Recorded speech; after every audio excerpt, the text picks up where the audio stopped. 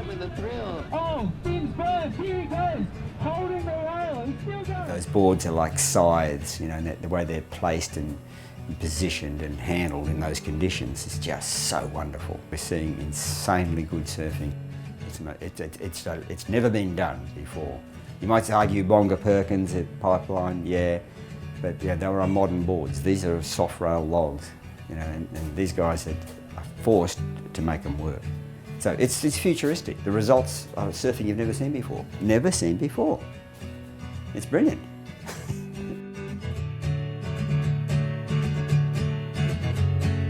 Boy walks south down on the broken track. Father said, my son, come on back. So much trouble I must leave behind. You can still do well, let me remind.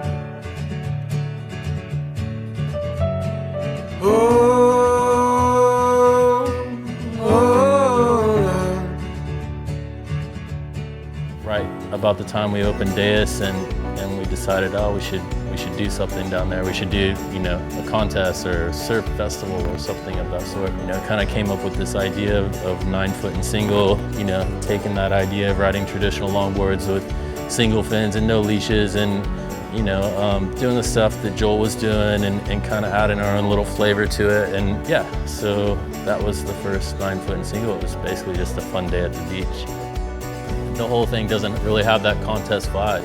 You know, you got the fish fry where a bunch of people are out switching up boards and tandem surfing and just having a hell of a time. And you got people body surfing and you got people riding big long boards and Jared on the mic and everybody's just at the beach drinking beers and having fun.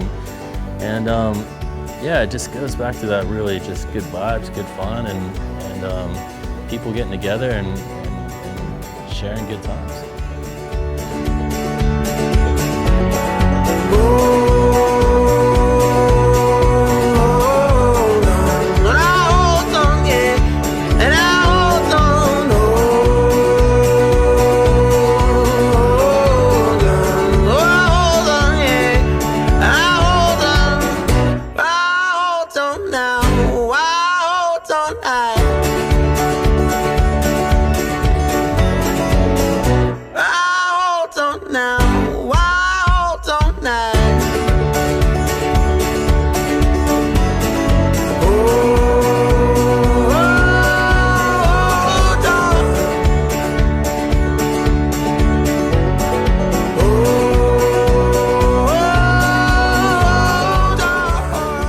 Just kind of came together as this kind of like gathering of people who really enjoyed traditional longboarding.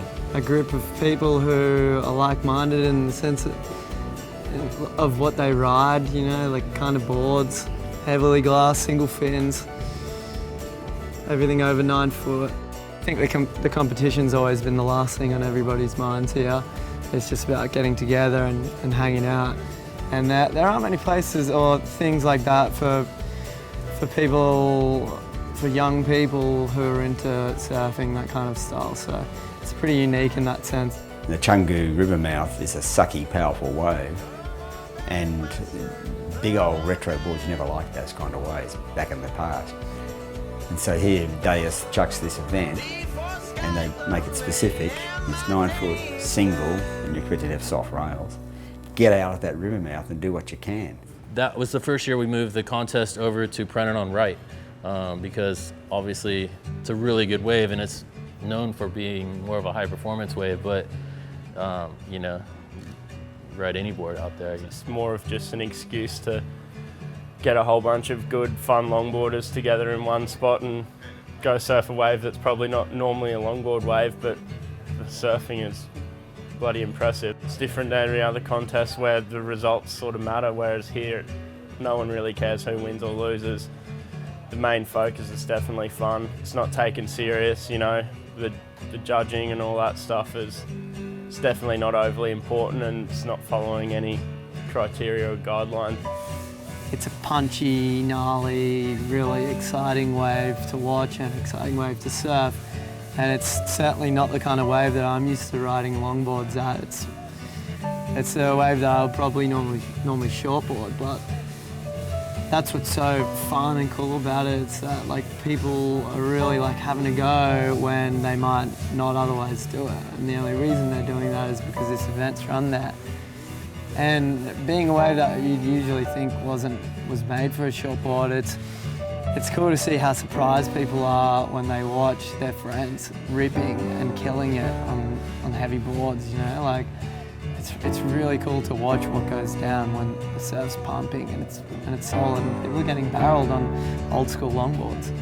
Whereas these boards are designed for 2 foot, 1 foot. And here they are whipping them out into 6 foot pits. Yeah. You've got to respect it. And just to see the guys riding boards the way they are, you know, it's not a longboard wave, but they're riding traditional longboards, and it's just the definition of good longboarding, you know. To go out there on 9 foot plus boards and try and nose ride and try and get barreled and try and hang on through that end section, it's definitely exciting and keeps you on your toes and short of breath. So what the guys were doing today, I was doing in the 60s because you had to. It's the only board you had.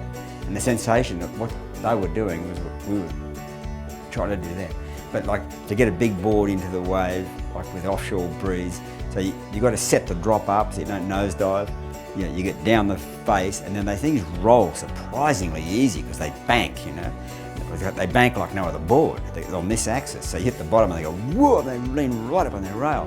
And so what are you going to do with that? You've got to grab the rail and hang on if it's going to get belted, or you're going to pull back up into the roof and try to get a cover up, or else you've got to head back up to the top and get your foot right in the back and wrench it off the roof, you know, haul that sucker around. And you got to dominate the beasts, you know. It's not like a shortboard, but everything just happens automatically. This is all dominate that big hunk of beautiful board.